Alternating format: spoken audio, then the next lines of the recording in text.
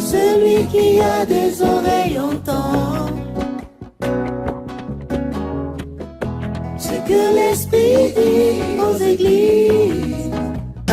Attends, comment vas-tu faire pour haïr le péché dans toutes ses formes si tu n'es pas fort spirituellement? Toi qui passais 3, 4, 5, 6 heures de temps dans la présence de Dieu, qui aimais cela, tu vas commencer à baisser 1 heure de temps, 30 minutes, jusqu'à ce que tu ne trouves plus plaisir. Le plaisir à prier. Toi c'est la télévision, toi c'est le net, toi c'est les balades, toi c'est le téléphone, et bien d'autres choses, les voyages, etc. Et même si tu peux encore ressentir sa présence, attention, tu peux ressentir le Saint-Esprit, il n'en demeure pas moins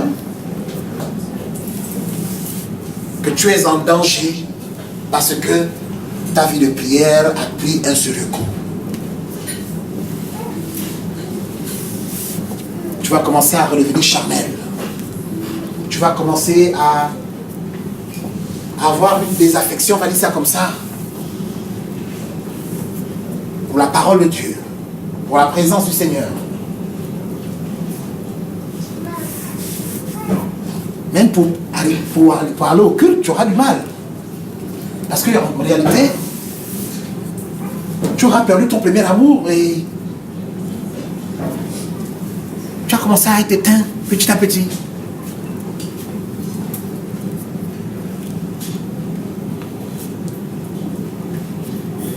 Le Saint-Esprit se nourrit de la prière et élève le chrétien qui prie.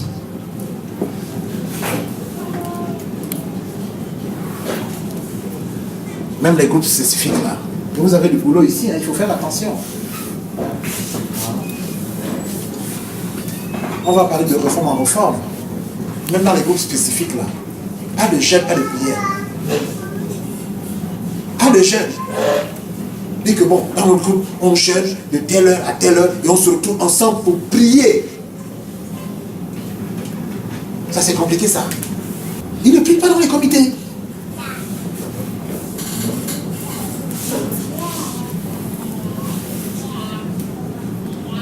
Les compagnons ne prient pas. Le lundi, vous n'êtes pas là. Vous ne jeûnez même plus le lundi. Ok, vous n'êtes pas là parce que, bon, pour des raisons professionnelles ou autres. Et vous n'avez pas quand même oublié que lundi, c'est lundi de solution, dénommé lundi de solution. On prie, on jeûne à partir de minuit. Les sujets de prière sont bien connus, nous les connaissons. On coupe le jeûne ici à partir de 16h30 du lundi. Je sais qu'ici, vous ne faites plus d'évangélisation, vous ne prêchez plus l'évangile. Vous invitez seulement les âmes lorsqu'il y a des programmes particuliers ici. Quelqu'un peut être sauvé sans qu'il ne vienne forcément prier ici chez vous. Il ne faut pas confondre homme de terre à pomme de terre. L'évangélisation, ce n'est pas inviter les âmes à assister à un programme. On annonce Jésus. On annonce le Jésus qui sauve. Le Jésus qui t'a sauvé, si réellement tu as été sauvé par lui. Le Jésus qui guérit, le Jésus qui délivre. C'est Jésus qui l'on présente d'abord. Et puis, par la même occasion, bon, si on est inspiré, on peut proposer, n'est-ce pas, d'autres interlocuteurs, s'il n'a pas d'assemblée, de venir prier là où nous prions, ou encore, nous pouvons l'inviter au culte un dimanche ou à un programme tout à fait particulier. Nous avons, vous et moi, ou encore, pour plusieurs d'entre nous, trouvé des solutions ici, là, le lundi, dénommé lundi de solutions.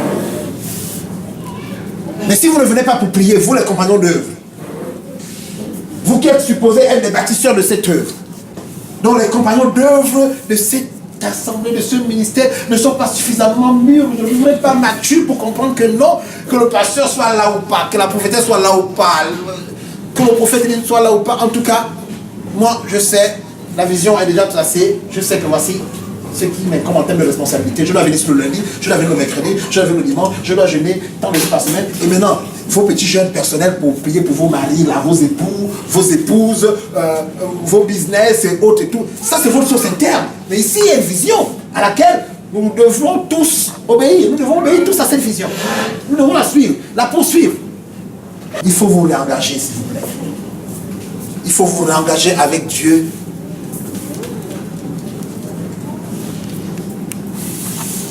Et par rapport au ministère. Tu sais que tu as des compagnons de pasteurs qui sont dans plusieurs assemblées en même temps. Tu sais ça, non? Ah, que Dieu te bénisse, donc tu le sais. Vous êtes là physiquement assis, mais Dieu seul sait combien vous êtes éloignés, très éloignés de sa présence. Parce que vous avez plusieurs activités. Et des activités compliquées, des activités floues et dangereuses. On va ajouter ça comme ça. Tu es dans un comité, tu es chante ici. J'espère que tu sais où se trouve la responsable du département. Je voulais parler avec toi, je et t'as vu Marie Séphira le bâtiment? Qu'est-ce qu'elle fait? Elle est là. Entendez-vous, initier les choses, amener les compagnons d'œuvre à s'impliquer davantage dans l'œuvre de Dieu, à aimer le Seigneur, comme vous l'aimez vous. Je comprends qu'on peut assister à un séminaire à gauche, à droite, on peut aller, bon, parce qu'on est invité par une collègue de travail pour assister à un programme dans son église, bon, ça peut arriver. Vous n'êtes pas en prison ici pour autant. Mais vous ne pouvez pas être compagnon d'œuvre. Donc je ne sais sur quelle assemblée où l'on vous voit balayer le temple de temps en temps le dimanche. Vous faites le service. Et puis, bon, 2 dimanches, on ne vous voit pas ici. 3 dimanches. Et après, vous réapparaissez comme si de rien n'était. Mais vous êtes dangereux. Le Seigneur voit. Oh, attention. L'église a un chef. Et le chef, c'est Jésus. Il a simplement établi des hommes. Et les hommes n'avons pas 6 yeux. Nous ne sommes pas des sorciers, des vampireux. Et nous ne sommes non plus le Saint-Esprit pour connaître toutes choses. Nous n'avons pas la science infuse. Si Dieu ne dit rien, on ne dit rien. Si Dieu ne révèle rien, on ne dit rien. Mais quand il révèle là, nous-mêmes on est stupéfiants, on se dit toujours Agnam Guerrera. Comment pareille chose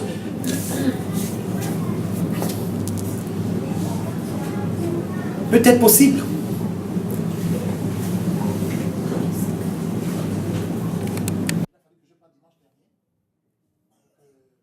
Là, j'ai appris que vous étiez un peu plus d'une dizaine. C'est passé de 3, 5 à quelque chose, 15 ou je ne sais pas 12. Mais est-ce que vous priez par rapport à moi? Est-ce que votre salut est attaché au mien, ou au pasteur ou à la prophétesse?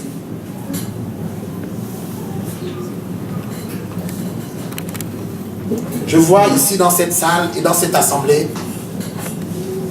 les gens qui ne vont pas au travail lorsque leur chef voyage. Les fonctionnaires qui ne vont plus au bureau, comme Jésus est parti là, on dit bon on s'en fout là et tout ça. Mais attention, il voit, il sait, il va revenir.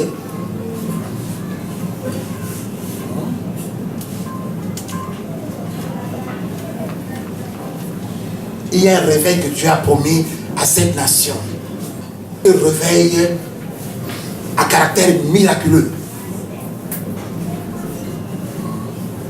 Ce réveil inédit et sans précédent qui fera fléchir les genoux aux inamovibles des sectes occultes et pernicieuses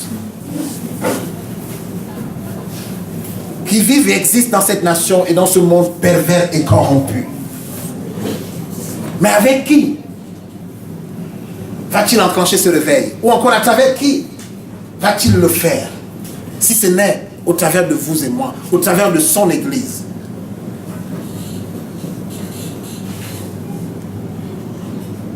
Je ne cesserai jamais assez de vous le dire, que Dieu n'a pas d'autres mains que nos mains, mes amis.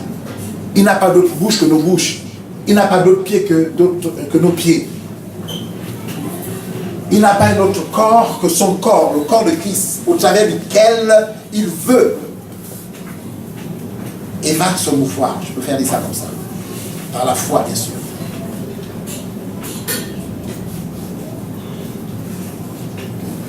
Nous avons tous des soucis, nous avons tous des projets, des manquements.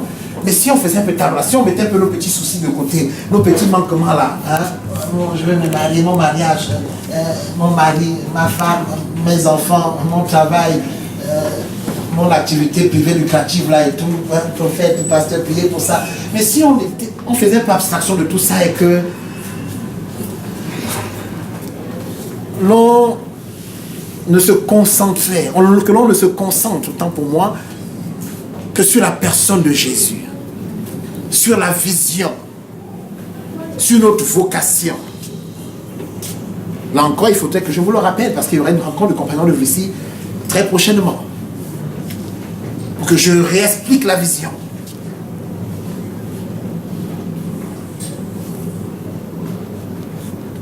Les gens s'absentent n'importe comment. Ils ont des chefs à qui ils ne rendent même pas compte. J'étais malade à la veille, j'étais fatigué le lendemain, je n'ai pas pu venir à l'église au dimanche. Va dire ça aux musulmans du quartier. Il va se moquer. Tu vas dire quoi? Dimanche, tu ne vas pas à l'église parce que tu étais où? Lui, il ne peut pas manquer la mosquée le vendredi, c'est pas possible. Et si toi, tu n'es pas allé acheter le pain qui est arrivé entre midi et 2, chez lui, ben, tu vas attendre 14h ou 15h quand il va revenir de la mosquée. Hein? Tout dépend de là où il est allé prier.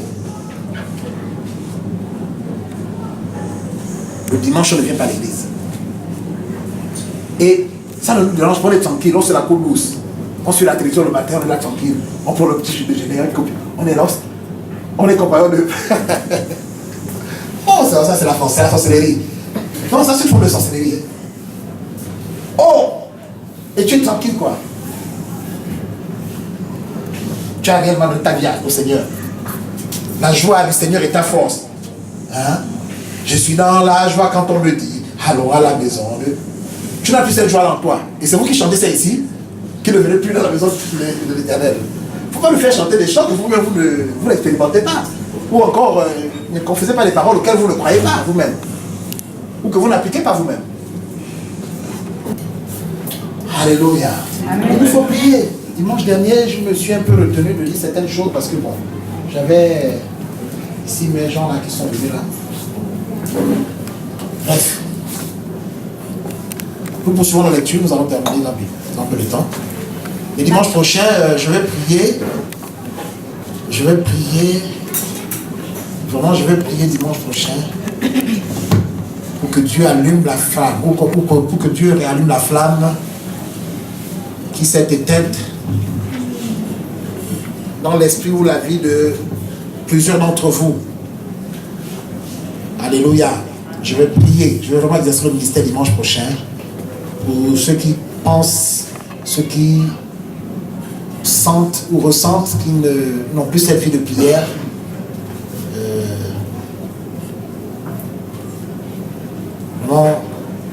Qu'ils ont baissé dans la prière et qu'ils ont besoin à nouveau de ressentir la présence du Seigneur Jésus par son esprit. Je prierai pour vous. Je vais toucher l'assemblée et je vais prophétiser sur l'assemblée. Je vais prophétiser sur l'église. Je vais prophétiser sur chacun d'entre vous.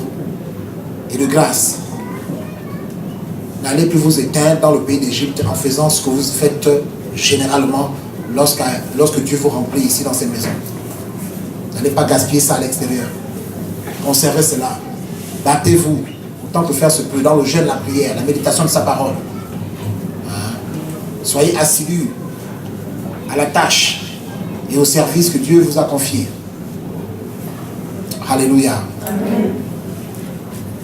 Matthieu 21, verset 31. Lequel des deux a fait la volonté du Père? Ils répondirent, le premier. Et Jésus leur dit, je vous le dis en vérité, les publicains et les prostituées vous dévanceront dans le royaume de Dieu. La parole de Dieu.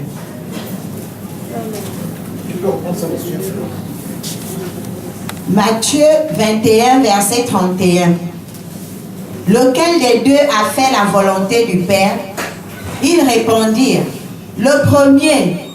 Et Jésus leur dit, je vous le dis en vérité, les publicains et les prostituées vous dévanceront dans le royaume de Dieu.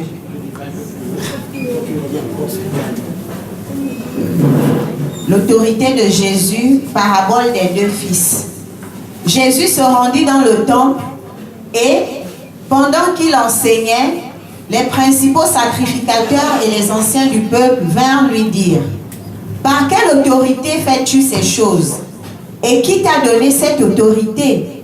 Jésus leur répondit: je vous adresserai aussi une question, et si vous m'y répondez, je vous dirai par quelle autorité je fais ces choses.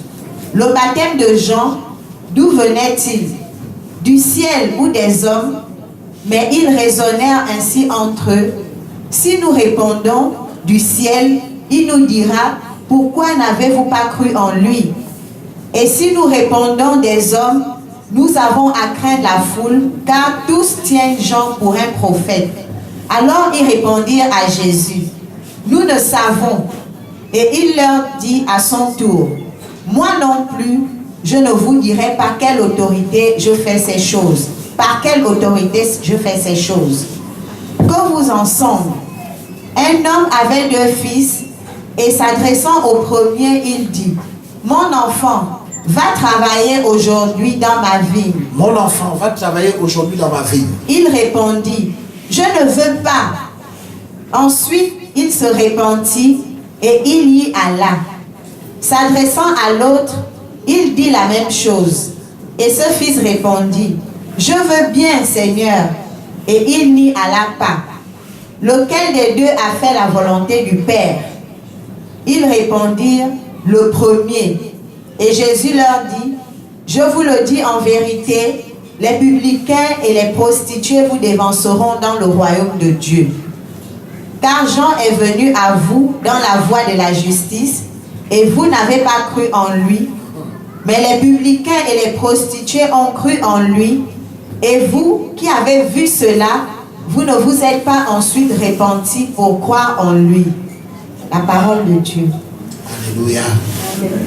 Les publicains et les prostituées vous dévanceront dans le royaume de Dieu. Alléluia.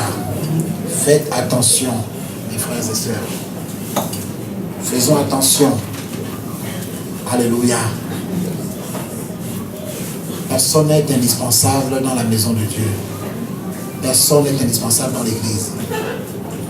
Alléluia. Si le Seigneur lui-même peut dire qu'à partir de ces pierres, n'est-ce pas, sur lesquelles nous marchons, il peut susciter, alléluia, les fils d'Abraham, alléluia. Ça veut dire ce que ça veut dire. Ça veut dire ce que ça veut dire. Les prostituées et les publicains nous dévancerons dans le royaume des cieux. J'ai beaucoup parlé là-dessus, mais à cause du temps, nous allons survoler certains versets pour nous attarder sur l'essentiel. Au suivant, s'il vous plaît.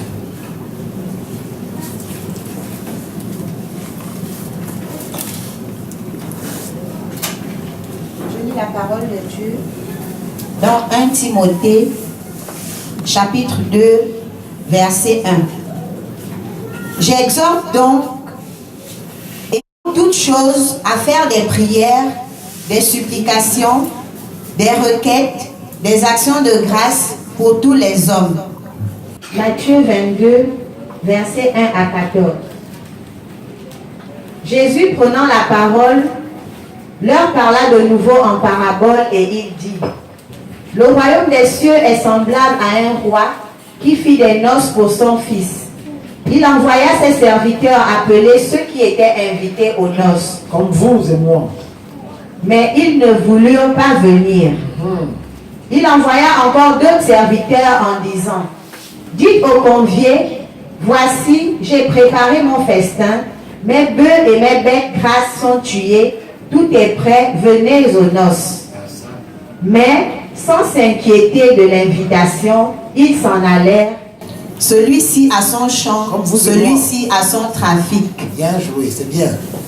Et les autres se saisirent des serviteurs, les outragèrent et les tuèrent. Le roi fut irrité. Comme Dieu semble être aujourd'hui et en ce moment irrité. Il envoya ses troupes, fit périr ses meurtriers et brûla leur ville. Alors il dit à ses serviteurs, les noces sont prêtes, mais les conviés n'en étaient pas dignes. Réponse à pasteur. Verset 8. Alors il dit à ses Allez-y, relisez ça serviteurs, chez vous. Hein? Moi, j'ai été profondément enseigné par le Saint-Esprit sur ce texte. C'est très, très important. alors il dit à ses serviteurs, Attention, je ne vais pas m'attarder là-dessus ou essayer de vous expliquer ce que ça peut bien vouloir dire. Mais comprenez bien l'histoire. Vas-y. alors il dit à ses serviteurs, Alors, il dit à ses serviteurs, les noces sont prêtes, les noces sont prêtes, aïe, aïe, aïe. Les noces sont prêtes. mais les conviés n'en étaient pas dignes. Mais les conviés n'en étaient pas dignes. Allez donc dans les carrefours Allez donc dans les carrefours et appelez aux noces tout ce que vous trouverez. et appelez aux noces tout ce que vous trouverez. Ses serviteurs allèrent dans les chemins, rassemblèrent tout ce qu'ils trouvèrent, méchants et bons, Ah, méchant et bon. Les prostituées et les publicains vous dévanceront. Méchant et bon. et la salle des noces fut pleine de convives. Et la salle des noces fut pleine de convives. Le roi entra pour voir ceux qui étaient à table, et il aperçut là un homme qui n'avait pas revêtu un habit de noces. Il lui dit, « Mon ami, comment es-tu entré ici sans avoir un habit de noces ?» Cet homme eut la bouche fermée. Alors le roi dit au serviteur, « Liez-lui les pieds et les mains et jetez-le dans les ténèbres du dehors, où il y aura les pleurs et les grincements de dents. Car il y a beaucoup d'appelés, mais peu d'élus. » Car La il y a parole de beaucoup Dieu. d'appelés, Mais peu peu d'élus. d'élus. Alléluia. Sans commentaire.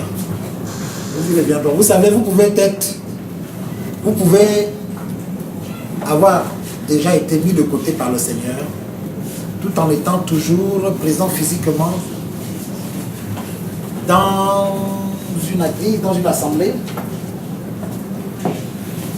et même tout en exerçant toujours le ministère, en faisant toujours ce qu'il vous a demandé de faire, ce qu'il vous aura demandé de faire. Lorsque Dieu élève, faire attention.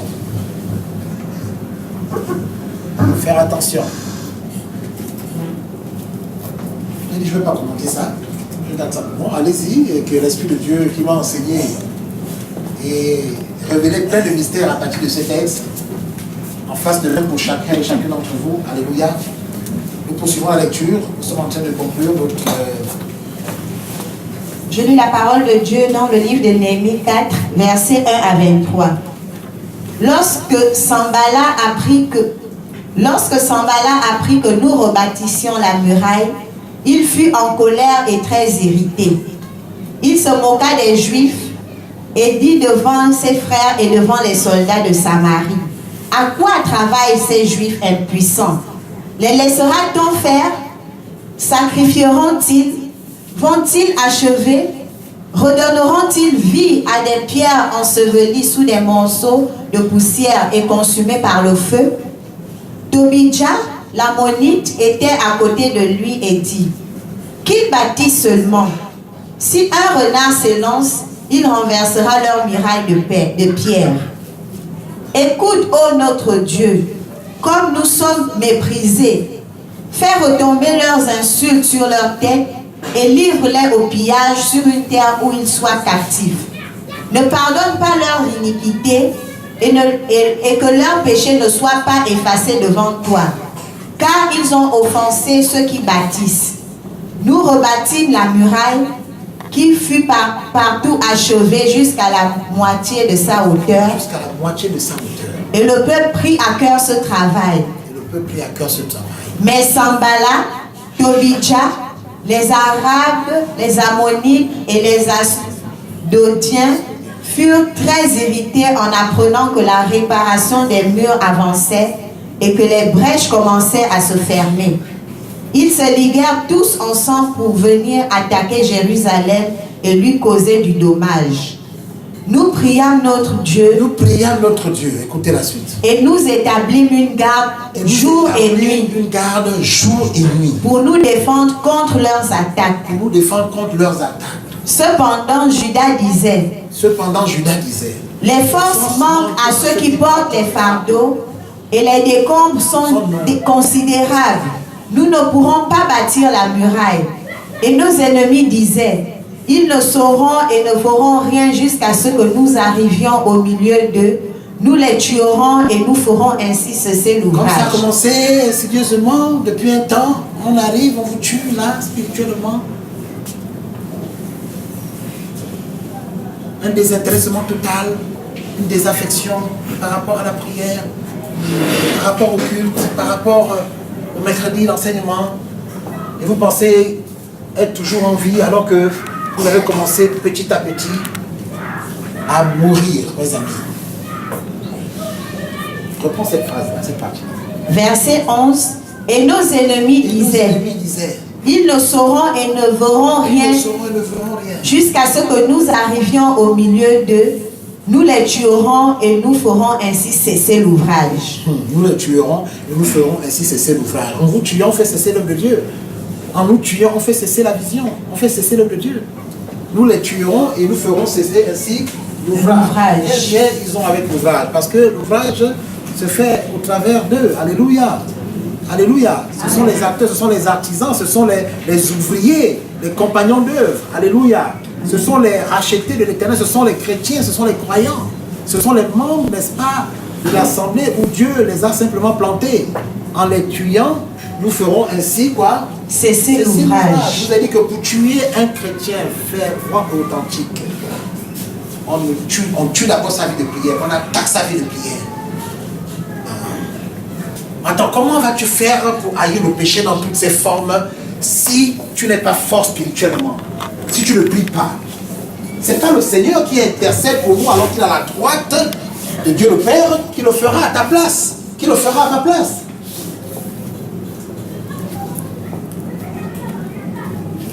Comment peux-tu haïr? Ou comment vas-tu haïr le péché dans toutes ses formes si tu n'as pas une vie de prière? Si tu ne pries pas, comment vas-tu, pas peux-tu, comment, oui, peu et va, c'est la même chose pratiquement. Comment vas-tu résister à la tentation qui ne se trouve qu'à quelques encablures de toi ou qui arrive à grands pas vers toi sans que ton œil physique ne l'ait vu? Comment vas-tu faire pour résister à cela si tu ne pries pas? Jésus lui-même a dit, je veillais et prier afin de ne pas tomber en tentation. Toi, tu te dis, bon, en tout cas, je peux ne pas prier, ça va aller. Ça va aller, j'ai foi. Ok, c'est la folie, ça, tu n'as pas foi. Tu es un fou.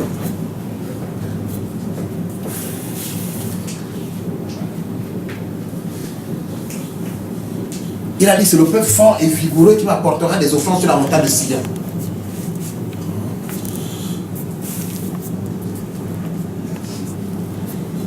Comment vas-tu faire pour haïr le péché dans toutes ses formes ou de résister contre l'activisme charnel? Écoutez, la chair est plus forte que nous. Hein? Je dis la chair est plus forte que nous.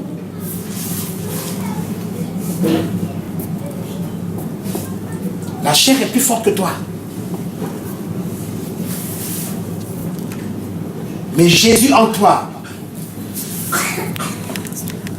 par le Saint-Esprit que tu auras bien nourri, va te donner la force et la capacité de crucifier toi aussi la chair comme il l'a fait à Golgotha.